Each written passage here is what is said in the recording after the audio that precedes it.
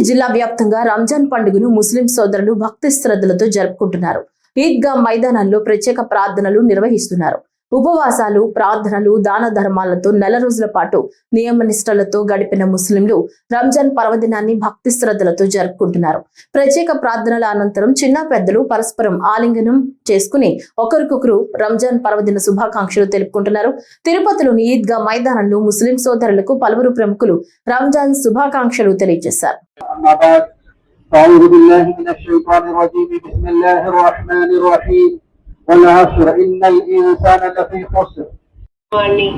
మంచి మార్గాన్ని మనమంతా కూడా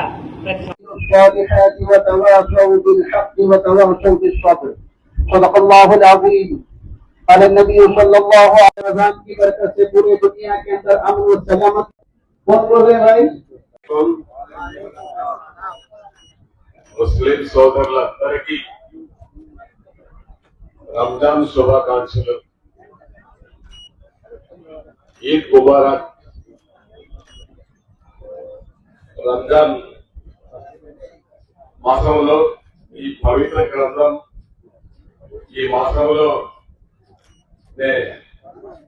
మాసంలోనే తయారైంది. ఈ దాన్ని